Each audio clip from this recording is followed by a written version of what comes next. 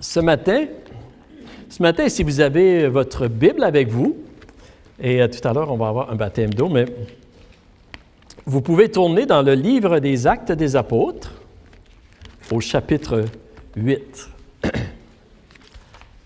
Amen. Et le titre du message que j'aimerais de vous partager, ça s'intitule « Un baptême qui en dit long sur le cœur de Dieu ». Et c'est toujours une joie vraiment de voir des personnes confesser leur foi en Jésus-Christ publiquement, vous savez, par le baptême. Et vous savez, derrière chaque baptême, il y a toujours une histoire. Il y a une histoire, un cheminement qu'on pourrait dire, qui a causé, il y a des événements qui se sont produits qui ont causé que cette personne-là, elle est rendue à ce moment-là dans sa vie où elle veut confesser sa foi publiquement en Jésus. Et vraiment, lorsque nous regardons au cheminement dans le passé, ça nous révèle toujours l'amour de Dieu. Ça nous révèle toujours le cœur de Dieu. Et c'est une des raisons pourquoi, vous savez, j'ai intitulé le message « Un baptême qui en dit long sur le cœur de Dieu ». Et ce matin, j'aimerais de regarder avec vous une histoire que nous lisons dans le livre des Actes des Apôtres et qui nous raconte en fait comment le baptême d'eau, ça faisait, oui, partie de la proclamation du nom de Jésus, de l'Évangile, c'est dans la parole de Dieu, et aussi un baptême qui nous révèle le cœur de Dieu, l'amour de Dieu. Et c'est l'histoire en fait de l'eunuque éthiopien qui a rencontré Philippe un jour et qui s'est fait baptiser dans l'eau en confessant sa foi en Jésus. Et cet événement, ça se déroule en fait au tout début de l'histoire de l'Église. Et nous voyons dans cette histoire que le cœur de Dieu, vraiment, le cœur de Dieu, c'est en fait que tous puissent arriver un jour à connaître Jésus-Christ, à connaître son amour et à le confesser vraiment pour avoir la vie éternelle. Et nous voyons ici comment est-ce que Dieu est concerné pour tous et chacun. Et ce matin, j'espère que nous allons comprendre, vous et moi, que nous avons tous une place importante dans le cœur de Dieu. Les jeunes comme les moins jeunes. Même le tout petit là, qui est là ce matin, mais nous avons tous une place importante dans le cœur de Dieu. Et Dieu veut nous utiliser aussi pour apporter d'autres personnes à la connaissance de l'amour de Dieu en Jésus-Christ. C'est vraiment ça. Donc, j'aimerais qu'on puisse lire le texte. Vous avez votre Bible dans Acte 8, à partir du verset 26. Nous allons commencer là. Sinon, vous pouvez suivre ici sur l'écran.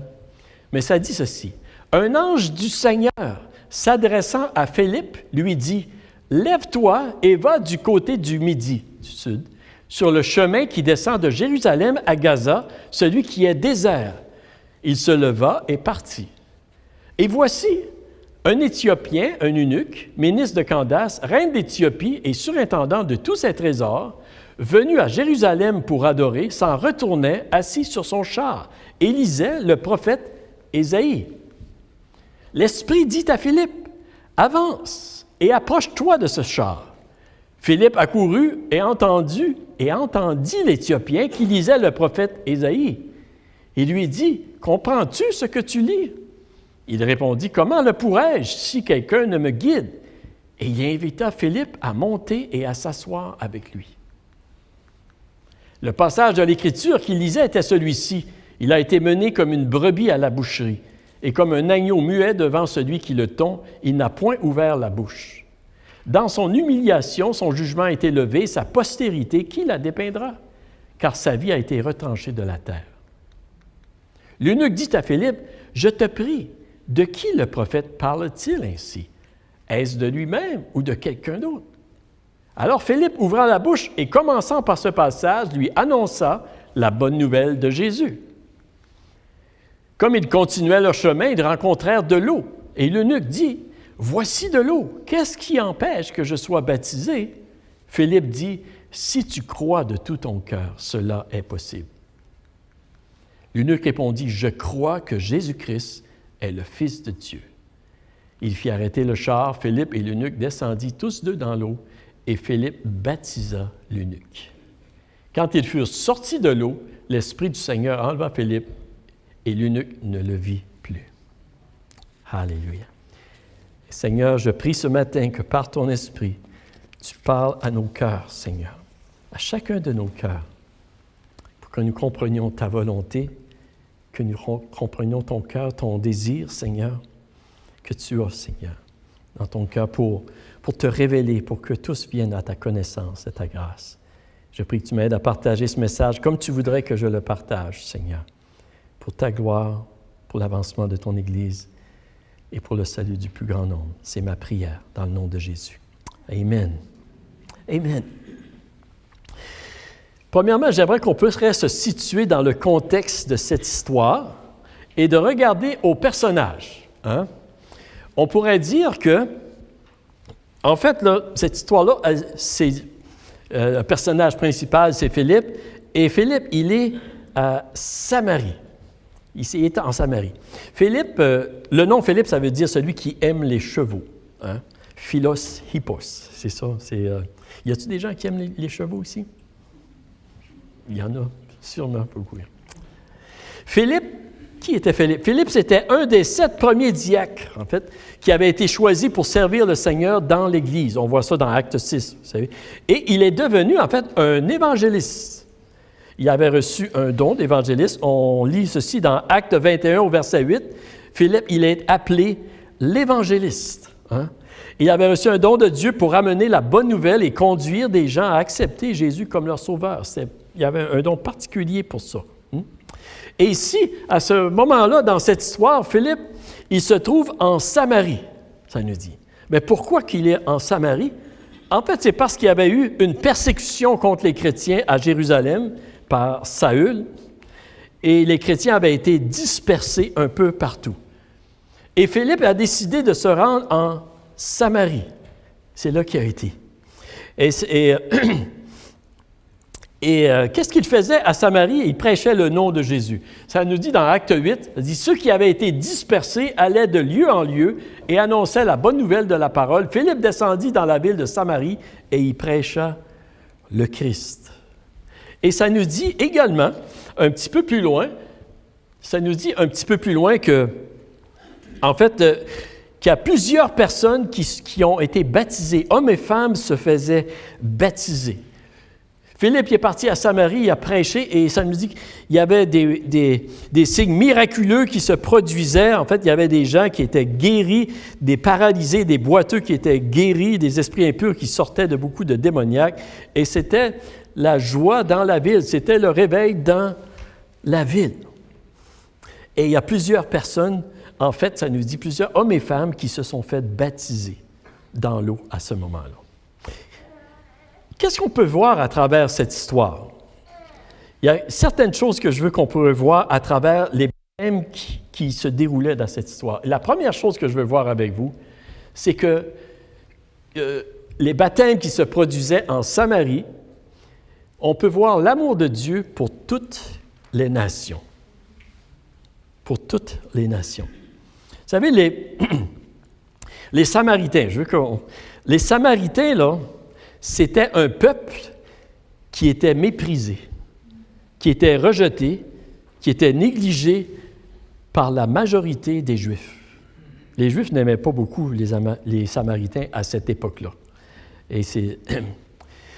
Mais qu'est-ce que je veux que nous puissions voir ici, vous savez?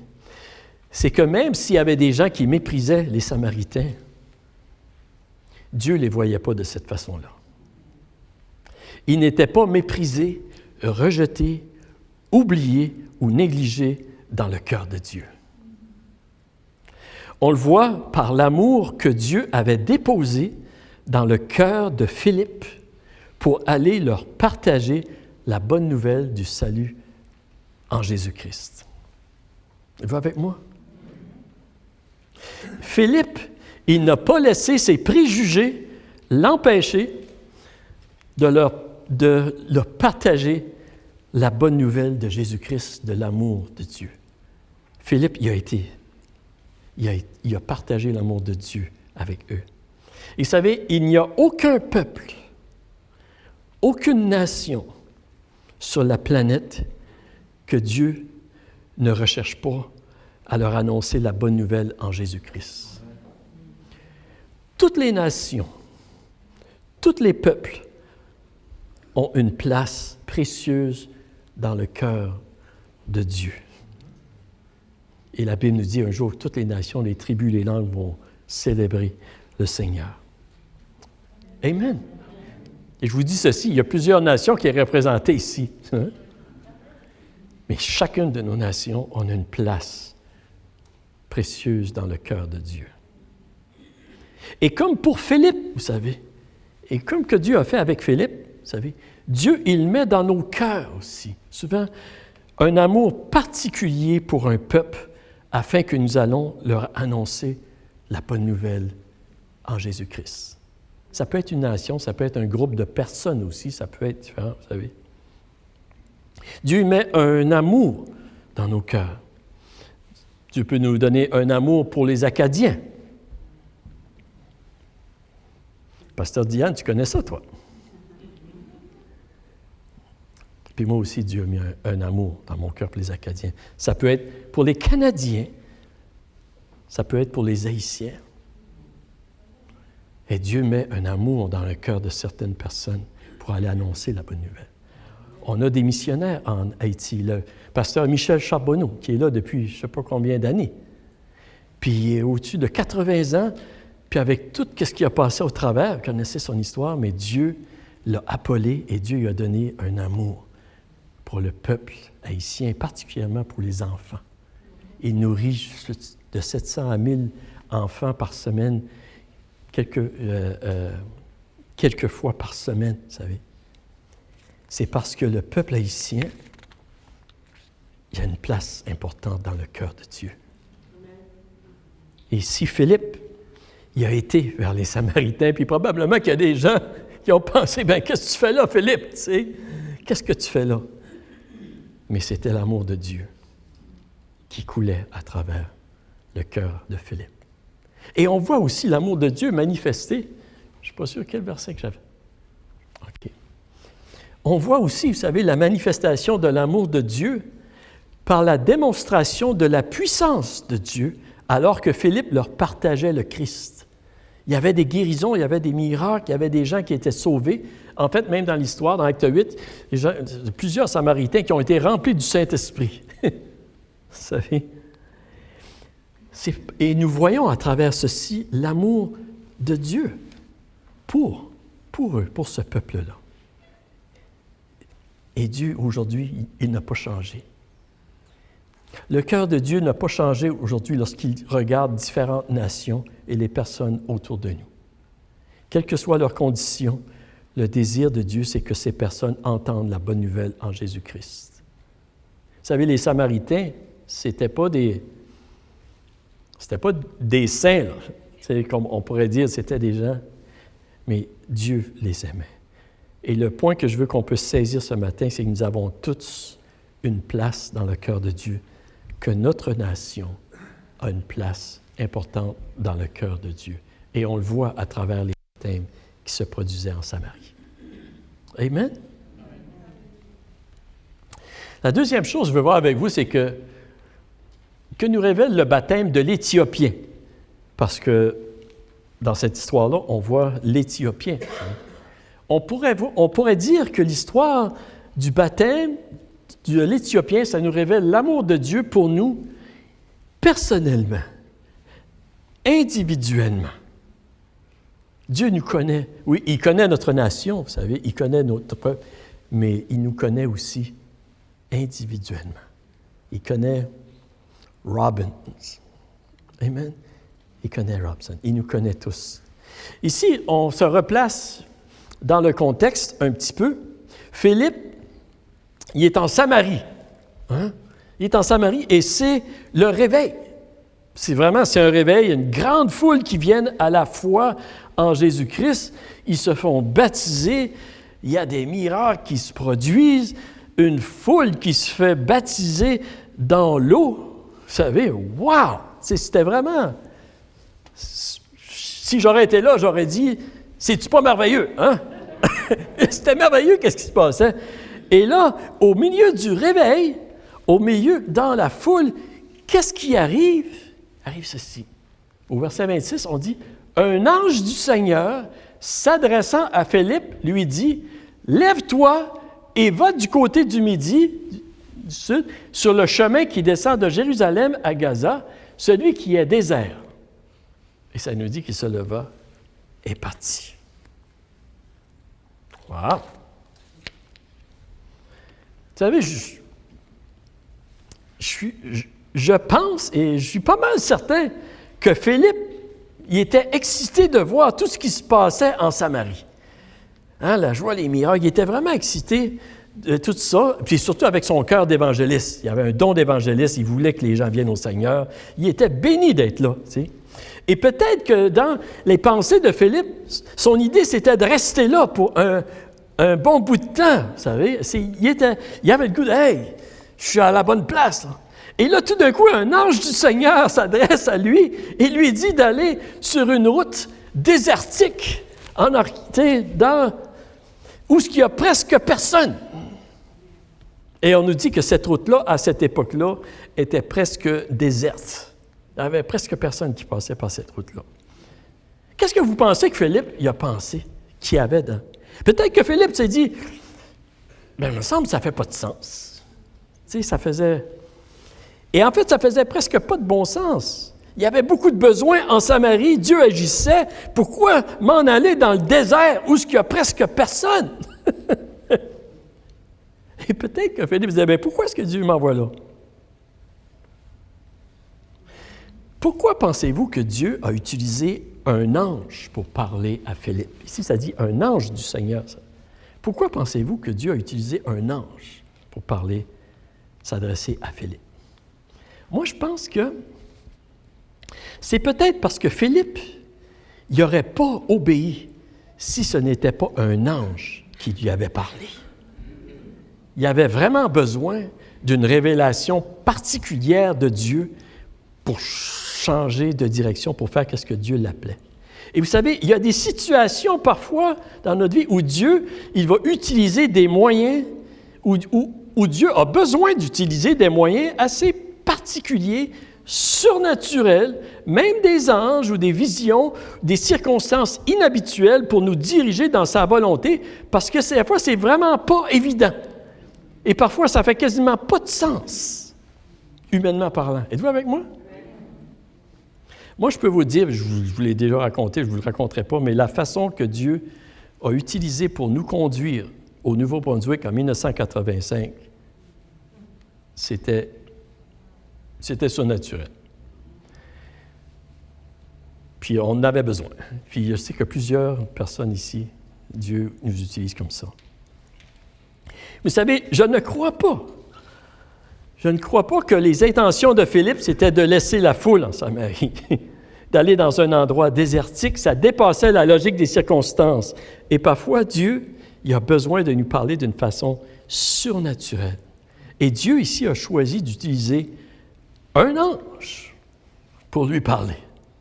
Puis je suis pas mal certain, vous savez, que si Dieu nous enverrait un ange aujourd'hui pour nous parler, pour nous dire de faire quelque chose, il y aurait notre attention. Amen? Tu sais, OK. Sûrement. Et Philippe, probablement, well, il y a eu l'attention de Philippe. Et Dieu lui a pas tout dit qu'est-ce qui allait se passer.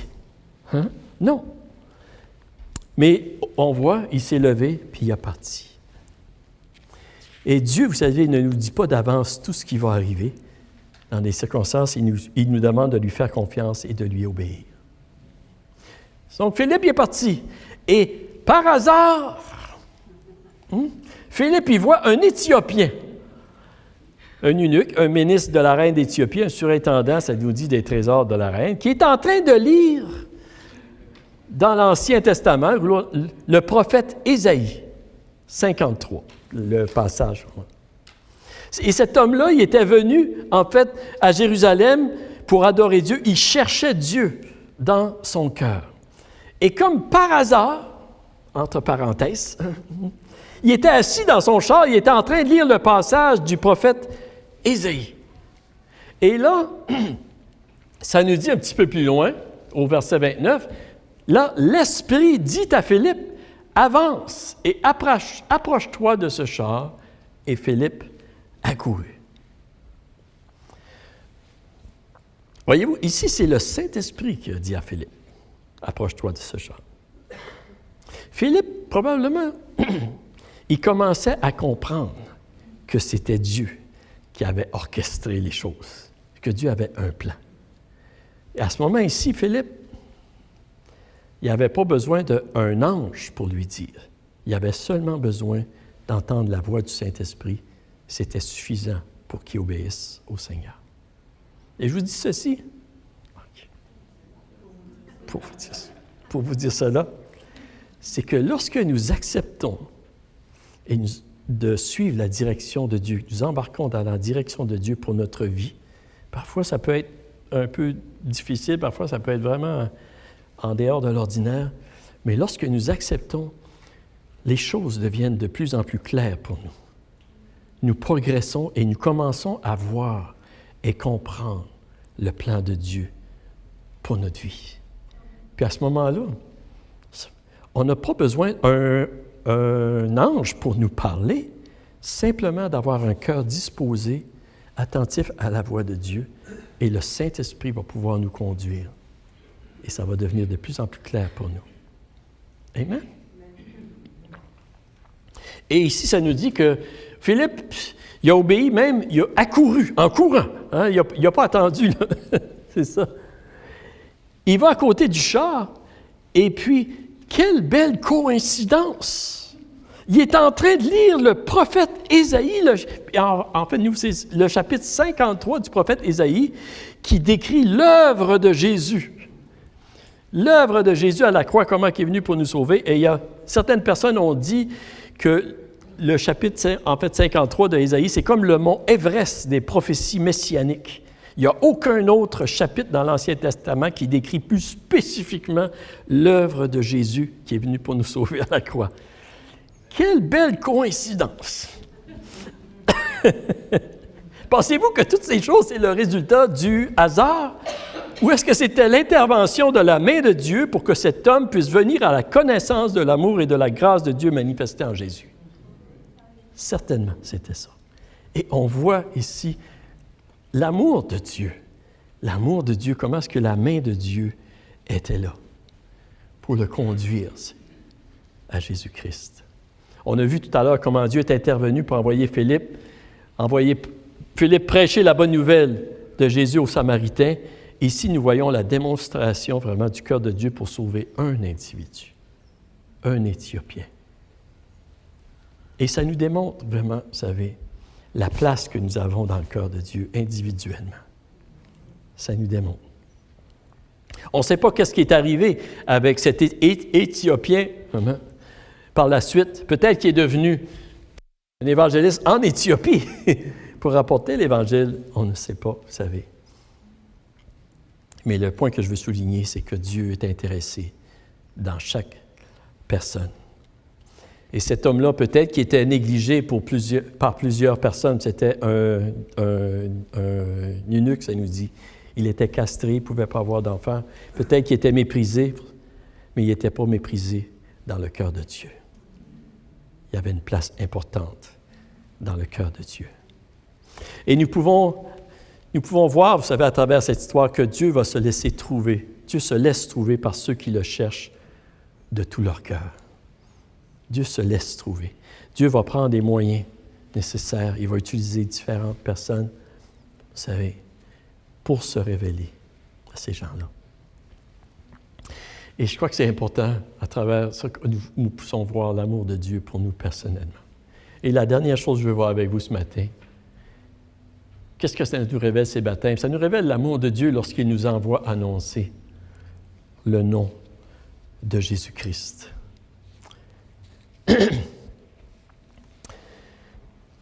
Tout comme Dieu a envoyé Philippe, vous savez, Dieu, il veut nous envoyer encore aujourd'hui. Dieu nous envoie encore aujourd'hui. Et Dieu nous appelle vraiment à annoncer, à ouvrir notre bouche pour leur expliquer la bonne nouvelle de Jésus. Il y a des gens qui cherchent Dieu autour de nous, mais ils ne comprennent pas. Ils ont besoin que quelqu'un leur explique, comme Philippe a fait. Vous savez? Et même, peut-être sur les médias sociaux, souvent on entend dire, vous savez, que les gens ils ne se soucient plus de Dieu. Puis c'est vrai qu'il y a des gens qui ont mis le concept de Dieu complètement de côté, c'est vrai. Mais il y a quand même une multitude de personnes qui cherchent Dieu aujourd'hui, plus que nous le pensons. Et souvent, c'est caché dans les cœurs. Et il y a plusieurs personnes qui ont besoin de quelqu'un pour leur expliquer la manière d'être réconciliés avec Dieu et d'avoir la vie. Et c'est à travers Jésus-Christ. Et c'est la raison pourquoi Dieu nous appelle. Et on voit l'amour de Dieu aussi quand que Dieu met dans notre cœur ce désir-là. Accepter et reconnaître Jésus comme notre Sauveur, vous savez, confesser notre foi comme l'Éthiopien l'a fait, et même arriver jusqu'au point de confesser notre foi par le baptême d'eau, il y a toujours un cheminement. Des fois, ça a pris bien du temps, vous savez. Et parfois, il y a eu plusieurs étapes, plusieurs années, même plusieurs personnes qui ont semé dans notre vie. L'Éthiopien, vous savez, il venait de loin, l'Éthiopien. Mais l'Éthiopien, dans son pays, il y avait des synagogues juives qui étaient là. Et il lisait l'Ancien Testament, il lisait la parole de Dieu, probablement qu'il avait été s'asseoir en arrière dans la synagogue, puis qu'il avait entendu parler du Dieu d'Israël. Et c'est la raison pourquoi il a été à Jérusalem, pour voir, pour visiter, pour en apprendre davantage. Et ça nous dit même aussi que l'Éthiopien, il était en train de lire le prophète Ésaïe. Et dans ce temps-là, les copies étaient très chères. C'était tout traduit à la main, vous savez. Il s'était acheté, on pourrait dire, une copie de la parole de Dieu. Et tranquillement, il avait entendu parler de la parole et il était en train de la parler et ça travaillait dans son cœur. Voyez-vous le cheminement? Comment est-ce que Dieu est en train de le conduire? Et là, à ce moment ici, Dieu y envoie Philippe. Et Philippe lui explique le passage d'Ésaïe qui s'était accompli à travers Jésus-Christ. Et finalement, l'Éthiopien lui demande, « Qu'est-ce qui m'empêche d'être baptisé? » Et Jésus a dit, « Si tu crois de tout ton cœur, cela est possible. » Et Philippe et l'eunuque descendirent tous deux dans l'eau, et Philippe baptisa l'eunuque. Il s'est fait baptiser. Et nous voyons, vous savez, nous voyons dans cette histoire, et je sais que c'est un petit peu, peut-être une perspective différente, mais nous voyons à travers ceci comment l'amour de Dieu, le cœur de Dieu, lorsqu'on voit un baptême, l'histoire en arrière, ça nous démontre comment est-ce que Dieu cherche à sauver les gens, à les amener. Et comme Dieu a fait avec Philippe, Dieu envoie encore des missionnaires, des évangélistes. Il envoie des enseignants d'école du dimanche pour apporter la bonne nouvelle de Jésus à ceux qui sont perdus, à des adolescents, comme Jean-Marie puis Joël, qui ont commencé en fait une classe pour les adolescents. Ça fait quelques mois maintenant, ça fait déjà quelques mois. Et on avait entendu parler, il y avait des jeunes qui étaient intéressés de se faire baptiser dans l'eau. Ils les ont partagés, puis ils les ont enseignés pour les aider à comprendre. Amen. Et aujourd'hui, nous sommes rendus à ce point ici. Et on bénit le Seigneur pour ce cheminement dans la vie. Et dans la vie de Robbins, amen, et de Robson, j'ai un peu de difficulté avec les noms, là. Et je crois qu'il y avait un grand frère aussi, Danny. Il n'est pas ici ce matin. C'est correct. Ça sera pour la prochaine fois. Amen.